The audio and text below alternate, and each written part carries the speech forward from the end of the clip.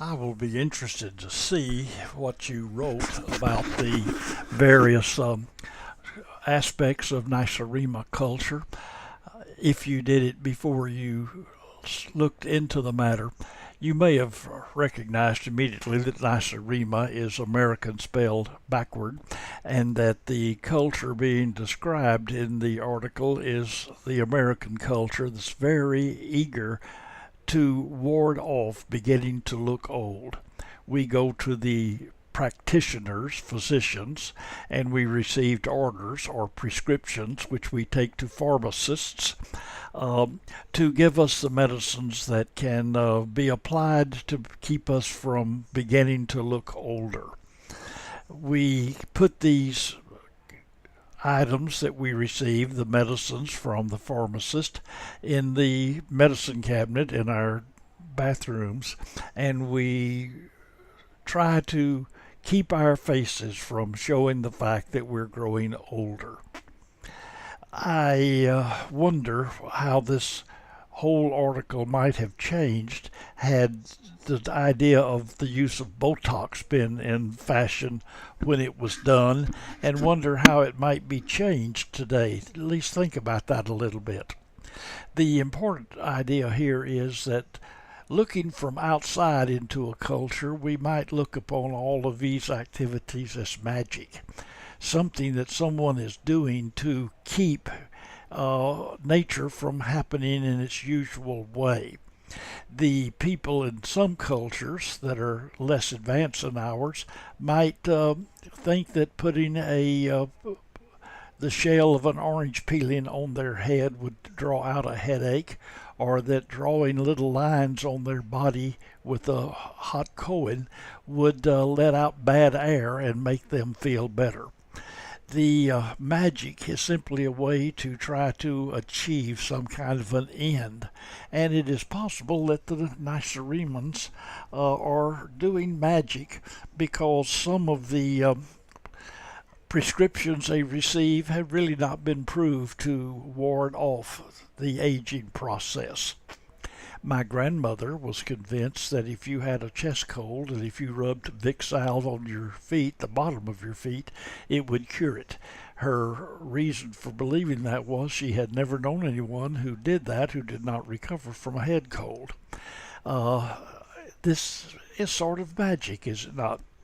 So Nicerima says to us, one culture looking at another will very often see science, where another looking at another culture will see magic.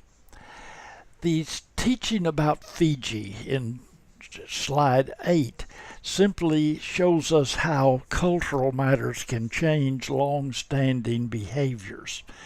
The early Fijians thought to look attractive, a young lady needed to be plump, and they tried to eat and act in such a way as to achieve plumpness. The coming of American movies and television shows brought to them the idea that slender is attractive. And the change that came is that the Fijian people began to strive to gather a less plump body in order to be slender and thereby more attractive. Please pay close attention to the uh, slide 9, I believe it is, on Herbert and Letha Martin. They are Methodist and want to make acquaintances with some people from other religious groups and cultural groups in their city. Now, this is a good thing. We should do more of this rather than less. They had a couple, Sharif Mohammed and his wife Khaliya, who are Muslims. The second couple, Amos Goldstein and his wife Sheila, conservative Jews. The third couple, Daniel and Maria Sanchez, are Roman Catholics. The Martins invited these people to their home for a meal in order to get to know them better and form closer relationships. They planned an elaborate meal and arranged for the couples to sit at 4 different tables with a different husband and wife at each table. Letha greeted the people at the door, and she was wearing a very tight off-the-shoulder blouse. The meal they served: baked ham, sweet potatoes, salad, red wine, and very sweet chocolate cake.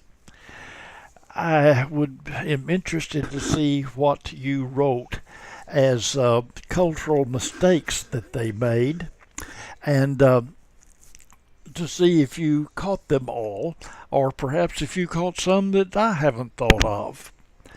Going back over the matter, the idea of the meal was very good, but dividing them into different husbands and wives at each table would be very offensive to the Muslims. A Muslim wife would not want to be in that kind of association with someone other than her husband. The clothing that Letha wore was risque in the Muslim minds. The Muslim woman wears her dress with her hair covered and only her face being visible as a sign of modesty.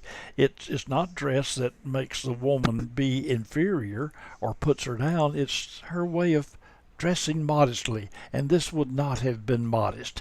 It is very possible that the conservative Jews might have been a little offended by this. The meal had some problems. Both the Jews, the conservative Jew, and the Muslims would not have wanted to eat baked ham. Both of them have rules in their religion that says no pork.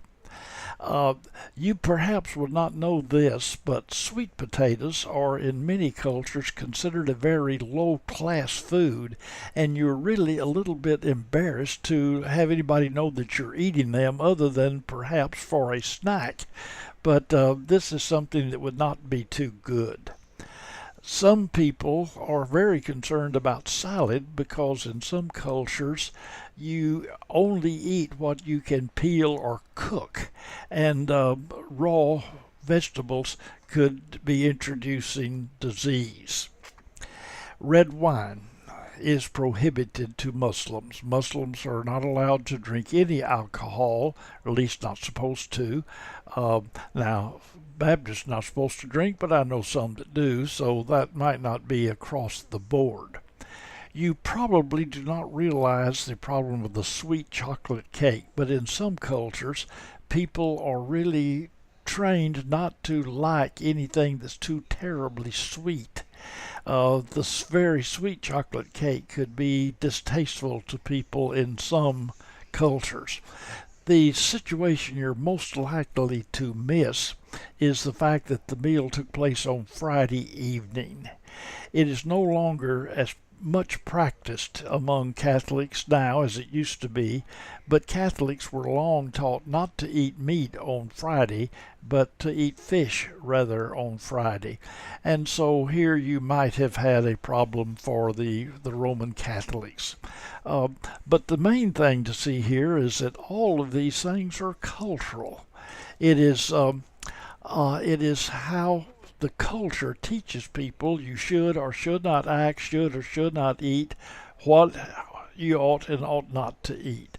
So culture was very much in play in these various situations.